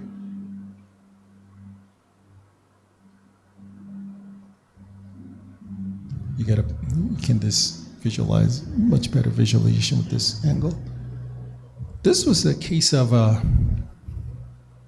retinoschisis, not a melanoma. So in the past 4 years, I review all the patients that were referred to me for possible malignancy. We reviewed a total of 307 patients. 416 patients. And out of 416 patients, almost 3/4 of them were not malignant, but some other benign retinal diseases that were masquerading as intraocular malignancy. And that includes the list of whole, nevus, CHRP, effusion, RP hyperplasia, idiopathic CMV, retinal detachment, as I showed in my presentation, neovascular AMD, some benign tumors, leiomyoma, schwannoma, RP adenoma, retinoschisis. All these different types of retinal problems can present to you as if there were some kind of intraocular malignancy. So with the Silverstone ultra wide field retinal imaging, I find it very useful in making a differential diagnosis of pseudomelanomas or masqueraders. So this can really change a patient's care by making correct diagnosis and avoiding unnecessary treatments, such as enucleation, for example. Some patients with the benign tumors were reported in the literature to have undergone enucleation, and it turns out to be a benign tumor in some cases. Now, recently, they integrated blue laser into the machine. So we get this RGB generates a 3-channel image that mirrors an image captured with the natural light. So for example, in this case, this is just an RG image of a patient with this large pigmented mass in the temporal periphery, surrounded by this exudation and subretinal fluid. It looks like choroidal melanoma to me at first. But if you get a true color image, this is not actually pigmented. This is not a pigmented tumor. This is more like a reddish mass. This color is not actually black, but it's more red. This was an entity known as peripheral exudative hemorrhagic chorioretinopathy, which is just another variant of polypoidal choroidal vasculopathy, if you will. So a comparison of RG versus RGB image. Just an RGB image of a patient after the fine needle aspiration biopsy. I usually get the OCT scan through the mass after the fine needle aspiration biopsy, just to make sure that there's no retinal detachment. You can see the needle track that went into the mass. Case of a circumscribed choroidal hemangioma, you get much better image with the RGB compared to RG. Another case of a choroidal melanoma treated with the plaque brachytherapy at post-op 2 years. This is case of a serpiginous chorioretinopathy. Image was initially acquired with the RG, later followed by RGB image. You get much more natural, true color image as opposed to pseudo color. Serial follow-up, previous 2 images are RG, whereas the very last one is the RGB, the true color. You can appreciate the slight difference in the pigmentation of the tumor and the OCT scan through the area. I think this is the very last one. This is a patient that I saw recently in my clinic. Was referred to me because they had a very pigmented areas, and the referring doctor was very concerned about the possible malignancy in this case. Had a very symmetrical looking. This is not actually a melanocytosis, which is actually depigmentation of the choroid, which is also known as choroidal vitiligo. So coming back to that initial question, so if you want to get the free prize tonight with the, I don't know if you so if I was to had to choose one machine, it will be a Silverstone, without a doubt in my case. So here's my take-home message. Ultra-wide field imaging has an important role in the evaluation and management of intraocular tumors and various retinal diseases. It really enhances clinical outcomes by making it easy to find and document pathology across the retina, even in the far periphery, as I showed you in many different cases. So with this ease of use, efficiency, and unsurpassed image quality, Optos and Silverstone has become an indispensable diagnostic tool in my clinic. And ultra-wide field imaging combined with the peripheral OCT imaging really augments our ability. It really allows me to provide better patient care by making us better doctors. And now with the addition of RGB, this provides a true color image of retinal pathology, facilitating more accurate diagnosis. And with that, I'd like to thank you for your attention. Thank you. Oke,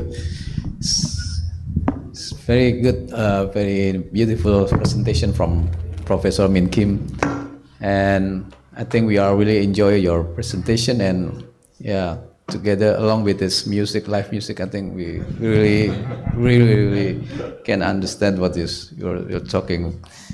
Well, tanya jawab. Mungkin ada pertanyaan dari audiens kepada Dr. Dhani, Profesor Min Kim. Ya, Dr. Ririn dari Surabaya. Oke. Mungkin lampu bisa dinyalain kali ya, biar kelihatan.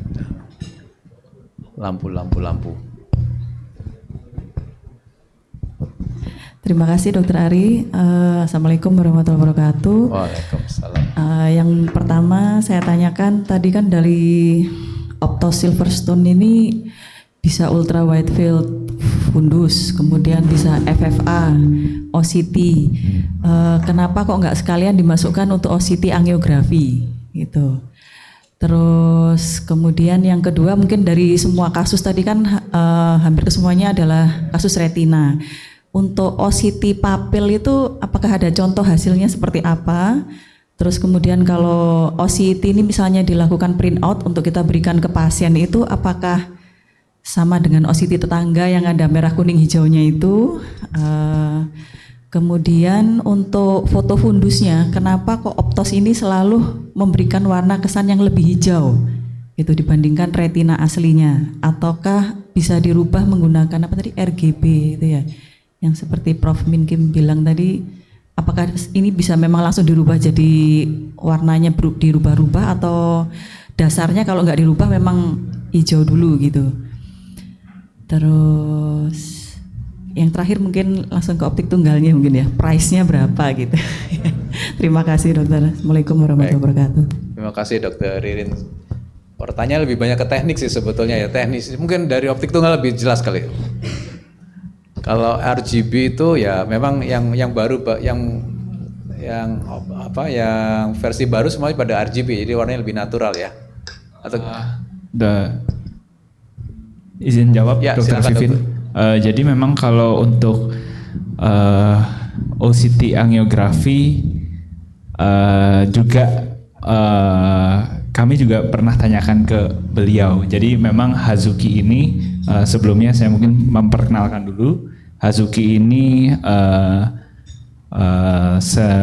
marketing manager, I think. Ya, marketing manager untuk Nikon, Optos untuk Asia Pasifik. Jadi memang kalau ada apa-apa biasanya kami lempar ke beliau. Jadi memang untuk OCT angiografi memang belum ada plan untuk ke arah sana, tapi memang Dr. Vivin percayalah bukan dokter pertama yang tanya kepada kami dok. Jadi kami pun juga ya mungkin kedepannya future developments bisa ada fitur tersebut ya. Cuma memang untuk sekarang mohon maaf fitur OCT angiografi belum tersedia. Lalu kemudian OCT nya hasilnya apakah ada normatif database-nya gitu ya Dr. Vivin ya. Untuk yang tipe Silverstone ini tidak ada. Jadi memang kalau di Optos OCT itu ada dua jenis mesinnya, yang Silverstone dan yang Monaco. Namun yang Monaco itu OCT-nya tidak bisa OCT wide field dan OCT-nya adalah spectral domain. Namun kelebihannya memang dia ada normatif database yang bisa dibandingkan. Apakah ini berarti untuk update software ke depannya Silverstone bisa? Kemarin sempat mungkin ada di perencanaannya ya, ke depannya melalui update software ada kemungkinan ke arah sana. Tapi untuk dalam waktu mungkin beberapa bulan ke depan belum bisa gitu dok. Lalu apa tadi? RGB. Nah, selain Silverstone sebenarnya ada satu lagi mesin yang jujur baru banget datang ke gudang kami, jadi kami belum sempat buka periksa dan segala macamnya, yaitu California RGB. California RGB ini berbeda dengan Silverstone. Jadi kalau Silverstone ini memang fokus utamanya itu pada di Whitefield OCT-nya ya. Namun kalau California RGB ini sama seperti California yang generasi sebelumnya, yaitu dia bisa ultra wide field, fluorescent angiography dan ICG angiography dengan tambahan sekarang blue laser source itu tadi. Makanya mungkin tadi beberapa gambar yang ditunjukkan oleh Prof. Min Kim itu digunakan diambil dengan menggunakan California RGB tadi. Apakah misalnya ada user California sebelumnya bisa nggak Mas di-upgrade jadi RGB? Untuk sekarang belum bisa karena memang ada perbedaan komposisi hardware di dalamnya gitu. Cuma memang hasilnya memang seperti yang tadi kita lihat di slide-nya Prof. Min Kim, ada perbedaan warna yang cukup signifikan gitu. Memang dari user-user Optos yang selama ini kita temui yang udah pakai, ada beberapa yang cocok sama warnanya Optos yang memang tanda kutip ciri khasnya merah kehijauan gitu ya. Tapi ada juga yang bilang, Mas lebih nyaman lihat yang kayak warna biasa aja gitu. Jadi memang mungkin memang dengan dikeluarkannya si RGB ini, justru Optos sekarang udah memberikan pilihan nih, apakah mau yang warna Optos yang seperti pada umumnya yang udah biasa dikenal sama dokter-dokter, atau sekarang mau coba yang RGB dengan kecepatan pengambilan yang sama, teknologi juga dalamnya sama, hanya ada laser source blue itu tadi. Kurang lebih gitu sih, Dr. Vivin, semoga menjawab. Kalau harga nanti bisa ke sales daerah masing-masing ya. Karena event ini direkam, jadi agak sensitif takutnya. Terima kasih, Dok. Ya, Dr. Vivin, saya rasa cocok tuh buat di undaan. Saya rasa udah waktunya punya juga di undaan ya. Dan tadi pertanyaan tentang apakah untuk print out-nya tuh bisa lebih bagus ya, apa gimana tadi hasilnya ya. Jadi kalau dari pengalaman saya sih juga sebetulnya memberikan print out Optos nih ke pasien itu mungkin nggak terlalu ada sesuatu yang bisa di-appreciate gitu. Jadi mendingan memang lebih tunjukin langsung ke monitor layar besarnya, kita bisa enhance gitu ya, diatur warnanya, di zoom. Jadi pasien mungkin lebih appreciate untuk melihat langsung dari monitor daripada melihat printout yang 2 dimensi seperti itu. Baik, mungkin ada lagi pertanyaan dari para sejawat. Prof. Icang mungkin dari Makassar, silakan Prof. Ya, terima kasih Dr. Ari dan apresiasi untuk ketiga speaker ya, Dr. Nani, Dr. Ari dan Prof. Min Kim. Tanya Dr. Dani dulu.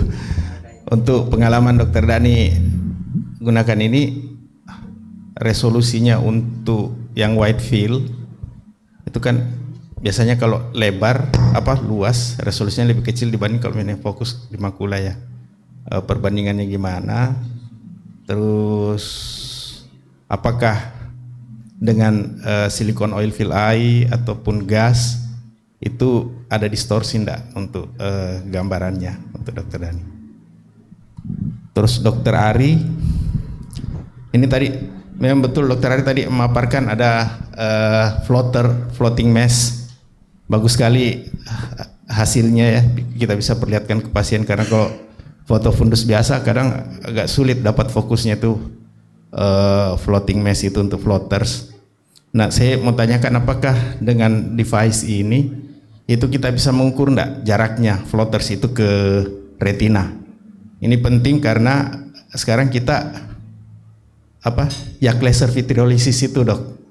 Itu yak laser vitreolysis itu teman-teman di KBR itu masukkan kompetensi, sementara kita di retina itu belum masukkan. Nah, kalau misalnya kita padahal ini kan sudah jelas-jelas nama vitreolysis, tapi KBR yang masukkan itu untuk floaters yak laser vitreolysis. Tapi syaratnya adalah jarak floating mass itu ke retina itu minimal 2 mm. Nah itu mungkin apakah alat ini bisa mengukur supaya kita juga bisa melakukan yak laser vitreolysis.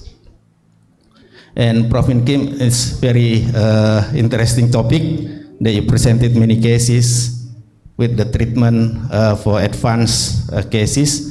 So I would like to ask you about this is swept source OCT. Is it right? Yeah.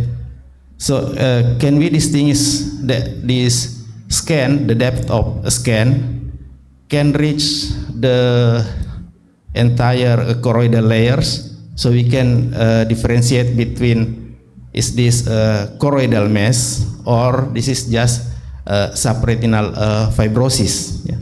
So because I emphasize based on your experience in your hospital that you say among 307 patients there were 74% were not intraocular tumors. So the precise diagnosis also we can prevent to do unnecessary treatment, unnecessary surgery. Okay, thank you. Terima kasih. Terima kasih.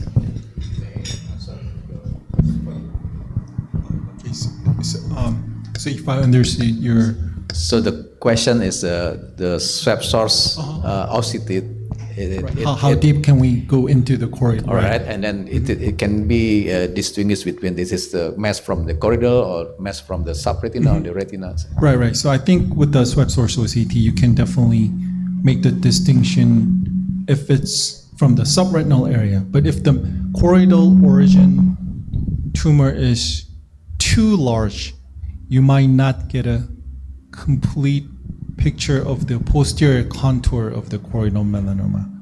So if it's too big, you might not get the complete view of the mass. But usually in those cases, those are malignant cases. But the ones that you mentioned that are subretinal origin, for example, with the swept source OCT capability, at least based on my experience, I was able to get the entire view of whatever the lesion was, whether it was a retinal origin tumor or some other retinal diseases with the subretinal fibrosis. I don't know if that answers your question. Gimana, Dokter Prof? Oke. Prof mungkin maksudnya penetrasi ya. About the penetration, it can be penetrated right, maybe up to the suprachoroidal space or to the sclera. It depends on I think it depends on every single individual. Some patients might have a very thick choroid and thick sclera, whereas high myop, for example, all the way to the sclera, with the OCT. But those patients with the originally very thick choroid and a very sclera, you might not get a view all the way up to the sclera. But you get I think on average you get a pretty good view of most of the lesions in the choroid, unless it's a very large choroidal tumor. Thank you, Profesor Kim. Sure. Ya, untuk floaters, ya ini dari ini saya ya, saya karena dia kan hanya 2 dimensi gitu ya, jadi kita rasanya agak susah untuk melihat jarak dia ke retina berapa, jarak ke posterior kapsul berapa gitu ya. Mungkin ya perlu yang bisa itu USG kali ya. Jadi OCT-nya ya kalau OCT-nya bisa kita lewatkan pas di daerah floatersnya, memang mungkin bisa lihat ya posisi floaters di mana, retina di mana. Jadi dan di situ saya rasa di Optomap ada juga kayak rulernya, ada penggarisnya ya untuk mengukur jarak ya ada sih. Jadi ya mungkin memungkinkan tuh, Prof. Cuman ya oke. Tapi baru ini juga sih menarik juga kalau KBR kalau memasukkan untuk kompetensi di belakang lensa mereka juga ambil juga ya. Oke. Ya, Dokter Dani silakan, Dok. Baik bro, jadi karena kebersamaan kami dengan Optos Silverstone ini sangat singkat ya bro, jadi terus terang kami belum sempat explore sampai sana, dan kebetulan kita juga belum punya Optos seri yang lain, jadi untuk foto fundus dengan tamponade silikon atau gas kita belum sempat melakukan itu bro. Tapi ya kalau untuk endotamponet apapun sih tetap bisa di capture dengan Optos ini. Betul ya Dokter Emil ya? Pas dengan silikon oil dengan gas ya kita tetap bisa tembus ke retina belakang juga bisa sih. Jadi memungkinkan sekali untuk OCT ini baru 2 minggu belum pernah nyoba ya gitu sih. Dapat ya? Oh ya Dokter Emil ada kasusnya kemarin pasien dengan silikon oil ada subretinal fluid, masih ada residual subretinal fluid di perifer, masih bisa ketangkap ya OCT-nya ya. Ya potensial sih alat ini memang. Ya. Pesan sponsor. So ya, saya kira ada lagi Anggun terakhir deh. Kita mau nunggu door prize nih. Thank you. Yeah, I want to ask to Professor Kim. Yes, in your slides that you saw about the metastasis, and you perform the brachytherapy also, right? Yes. In our center we don't have so we met about 1 or 2 cases, I think, with the metastatic from breast cancer. Yes, and we just performed the intravitreal anti-VEGF, and the result is, I think, is good. Yeah, because the OCT is not the ultrawide OCT, so we just see the subretinal fluid. So and yes, we diagnosed with the metastasis, and we perform the injection intravitreal anti-VEGF. So do you think that it is enough, or do we really need the radiotherapy? Yeah, so actually I reported a case series a while ago about the response of those patients to anti-VEGF injections, and I also have some experience of using anti-VEGF therapy only in those patients with metastatic choroidal tumors. But most of those patients were already receiving systemic chemotherapy for their primary cancers, and even the metastatic tumors in the eye will show some response to systemic chemotherapy. So that might be one of the reasons why their tumors were showing some response to the anti-VEGF injection that you were giving at the time. But it's kind of hard to prove because the patients are already receiving 2 different treatments at the same time. But the cases that I've shown in today's presentations, those patients have been already treated with their systemic chemotherapy, and they showed a very good response in other parts of the body, but their tumors in the eye were still remaining there. That's why I treated them with the radioactive plaque brachytherapy, which led to a very nice response. And even in those patients, I treat them with the anti-VEGF injections like you did, because I think it really does help in terms of resolving the subretinal fluid and the retinal detachment, usually accompanied with the metastatic choroidal tumors. And even after a while, I put them on anti-VEGF because those patients treated with the plaque radiotherapy will eventually develop radiation retinopathy, usually about a 12 to 24 months after the treatment, and treating them with the anti-VEGF once every 3 to 4 months will help prevent them from developing radiation retinopathy. So coming back to your question of treating those patients with the anti-VEGF treatment alone will be helpful, but might not be enough without the systemic chemotherapy, in my opinion. Yeah. So you definitely should work with your medical oncologist in treating those patients with the metastatic uveal tumors. Okay, so you decided to perform the plug after you see that the chemotherapy is not good, the response in the eye. So your additional treatment is with the plug radiotherapy. Right. So I only treat them after they receive their systemic chemotherapy for their systemic metastasis. Yes. Okay. Thank you, Prof. Baik, mungkin karena waktu jadi saya rasa sudah tidak ada pertanyaan lagi, dan jika ada pertanyaan mungkin bisa ditanyakan secara personal. Dan malam ini saya ucapkan sekali lagi terima kasih kepada para pembicara. Thank you for having us with your speech. It's very nice. Thank you. Terima kasih pada Optik Tunggal. Saya akan kembali kepada Bapak Sanino. Terima kasih Dr. Ari. Sekali lagi kita kasih tepuk tangan buat para pembicara malam hari ini. Ya, dan saat yang paling ditunggu-tunggu akhirnya tiba. Door prize. Jadi ada 3 door prize. Kenapa? Harapannya sih door prize-nya ini sebenarnya. Harapannya. Hazuki, can we give one of the doctors for the door prize? On you, not on me. Oke. Nah, ini rekan saya sedang mencoba untuk gimana, Pak Vicky? Oke, jadi tadi kita sudah listing nama-nama yang sudah kami absen. Jadi dan sudah kami masukkan ke mesin undian lagi. Ada?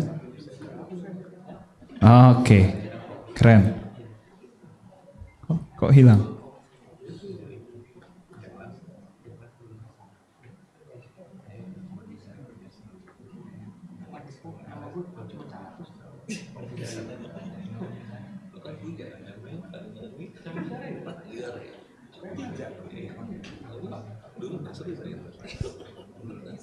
Gimana Pak Vicky?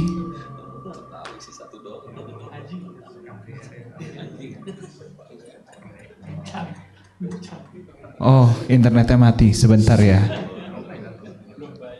Mungkin sambil nunggu waktu, saya izin bertanya nih kepada Dr. Ari and Prof. Min Kim, if you don't mind, I would like to ask you a question, and maybe Dr. Dhani as well.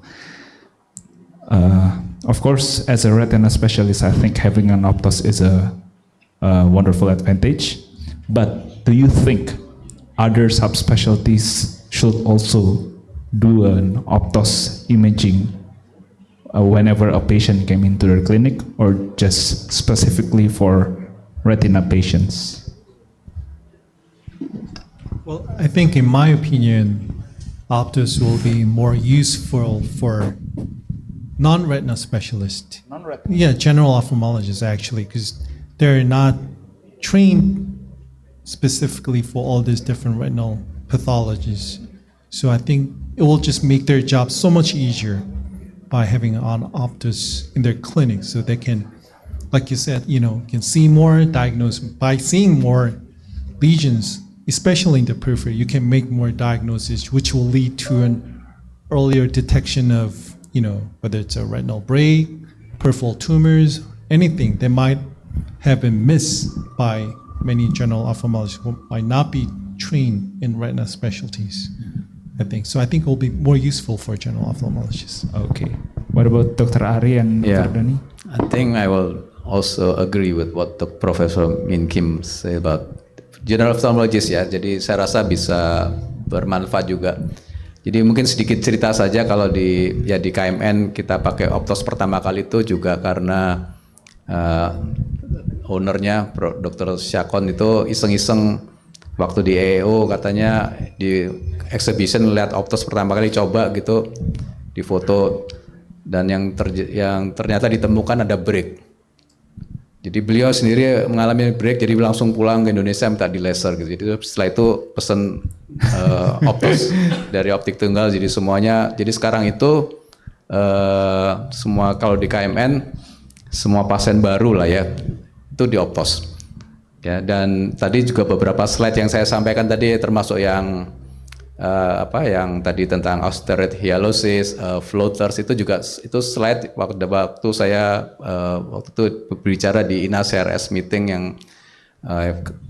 kalau nggak salah itu topik tentang unhappy inilah pokoknya post operate prof cataract unhappy patient 666 tapi unhappy gitu ya, floaters itu, dan itu sebenarnya ternyata bisa dideteksi awal-awal gitu ya, karena dia seperti saya bilang tadi dia pakai laser teknologi. Jadi laser tuh kan bisa penetrasi dia tanpa difraksi lah karena beda dengan flashlight. Jadi dia bisa capture image atau chemical line itu lebih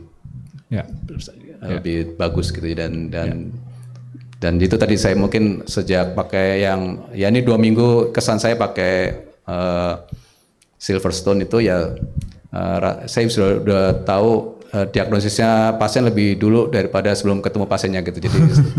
Jadi biasanya kalau di KMN ya gitu, diperiksa-periksa itu sebelum panggil pasien saya lihat dulu oftosnya, baru ini pasien ini cuman katarak aja, ini ada kelainan di retina. Jadi ya mungkin itu saya rasa bermanfaat untuk yang general klinik juga gitu ya.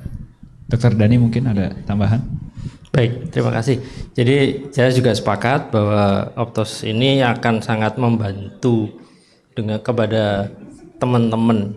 Jadi mungkin kalau boleh agak sombong sedikit, kalau saya ngobrol sama teman-teman general ophthalmologist gitu, kalau ditanya foto fundus itu sebenarnya perlu apa sih?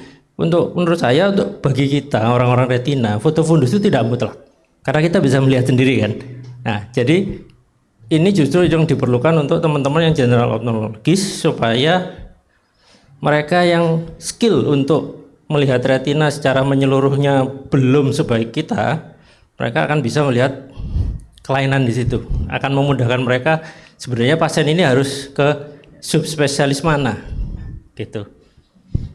Jadi makanya saya juga mendorong instalasi saya untuk beli sebenarnya.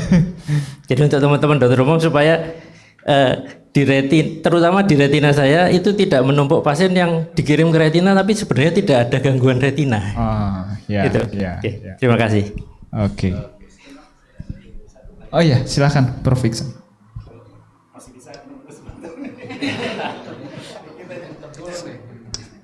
Dikit aja.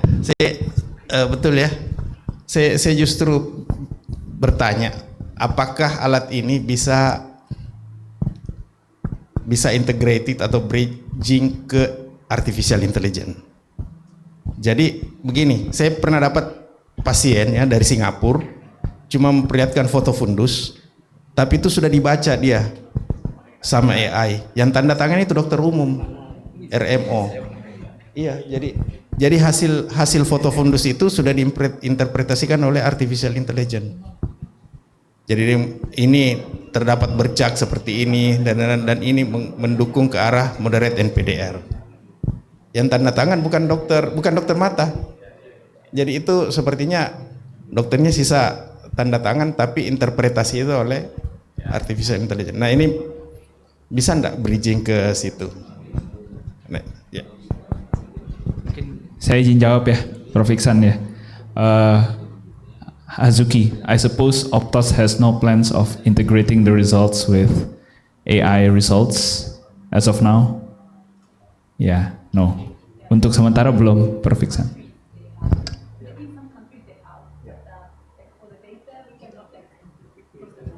Right. Ya. Ya. Mungkin kalau saya boleh share sedikit, Prof. Iksan. Jadi memang kayaknya 1-2 tahun terakhir nih teknologi AI itu sudah banyak dipakai oleh fundus kamera khususnya yang 45 derajat. Jadi yang standar gitu. Kalau yang 200 derajat sampai saat ini saya sih belum pernah ketemu ya. Dan memang alasannya adalah karena AI itu kan di-train ya sebenarnya, sama seperti normative database sebenarnya. Kenapa sih OCT itu bisa membandingkan hasilnya dengan normative database? Karena sudah di-train terlebih dahulu gitu. Dan sepertinya jumlah foto ultra wide field itu belum sebanyak jumlah foto yang regular fundus kamera 45 derajat.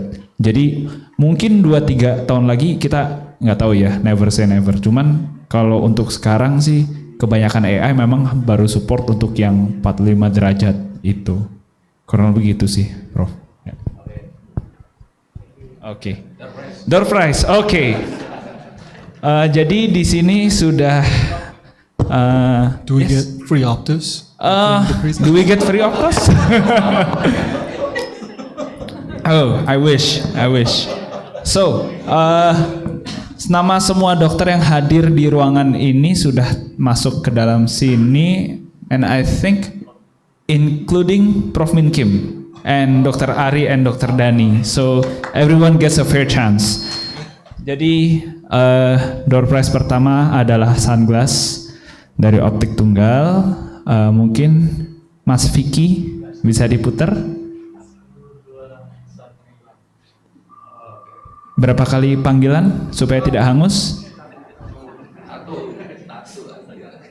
Dokter Anggun.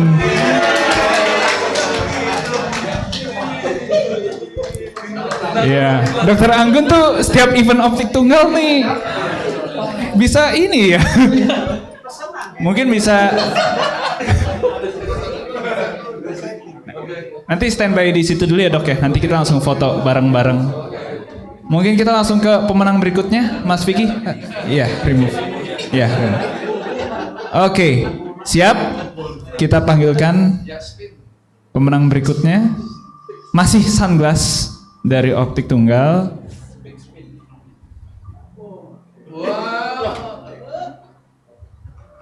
Wow, Prof Iksan. Oke.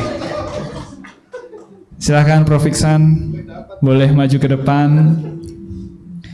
Dan door prize terakhir adalah satu buah dompet Gucci. Jadi ya ini hadiahnya. Ini Optik Tunggal kalau bikin acara kenapa selalu begini ya? Oke, silakan Mas Vicky. Siapa kira-kira pemenang yang beruntung?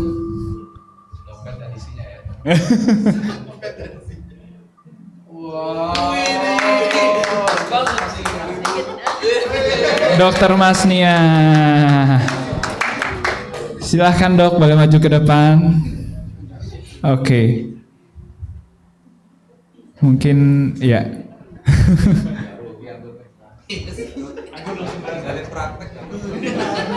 Kita langsung foto bersama aja kali ya, sama.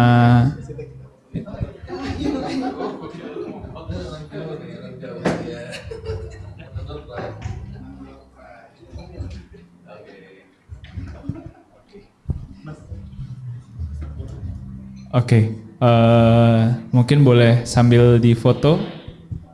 Siapa? Oh, tolong bos fotoin. Udah pakai.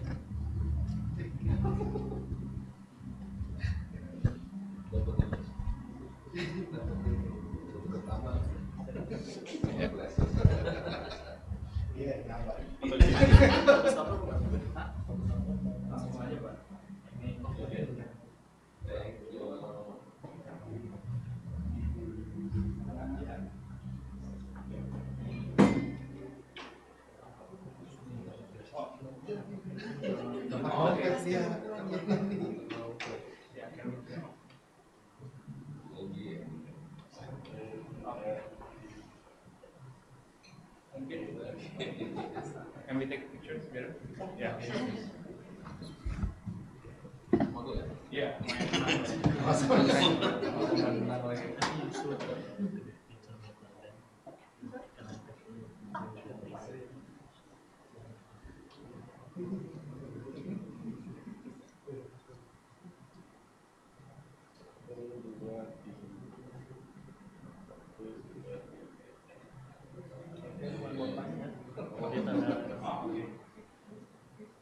Okay, one, two, and one more. One more, yeah. One, two.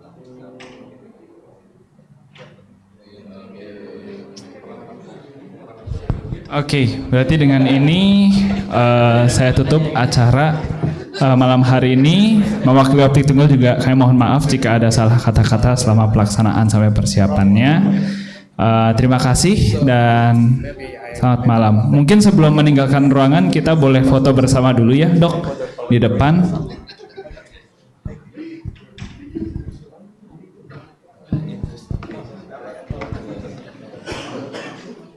Ya, bisa foto bersama dulu di depan, Dok, sebelum kita meninggalkan ruangan.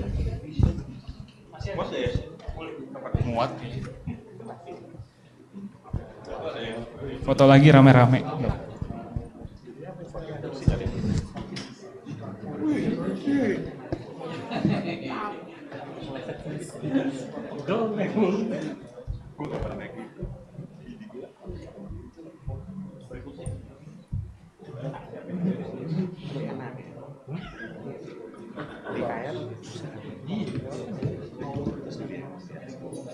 Belum cobain? Udah. Beneran waktu gue baju. Mampang itu baju. Oh, berobok aja. Karena masuk ke dalam cuy. Gue pikir gue pikir kan kalau mobil biasa kan pasti masuk ada dari bawah tuh karpet. Kan nggak ada.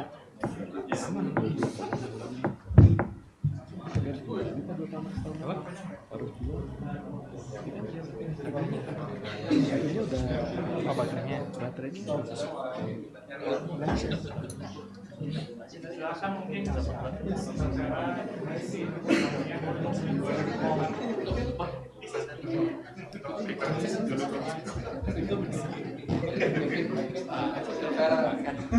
Yang saya ngomong, Dok.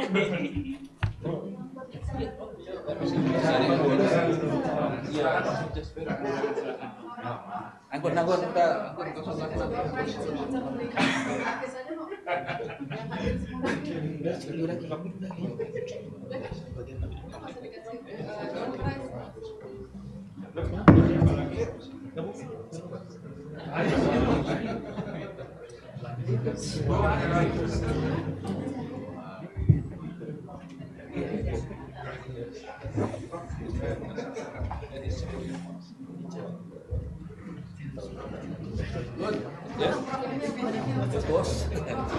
Konsultasi nanti aja. Oke, kami.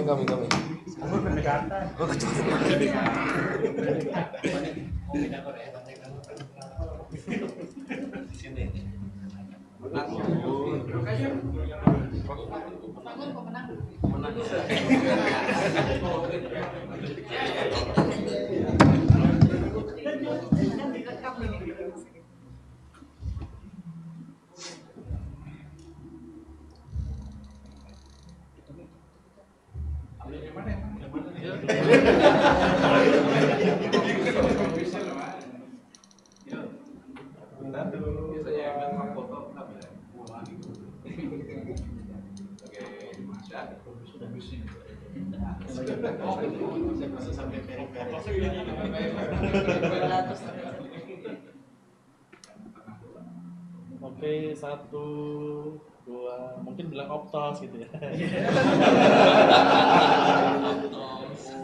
Oke, 1, 2, 3 optos. Oke. Thank you.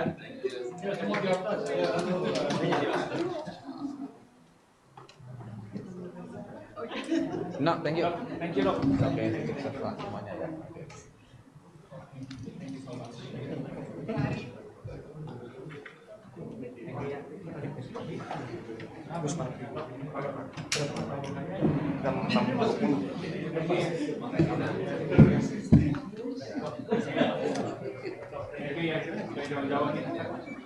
Besok balik lagi.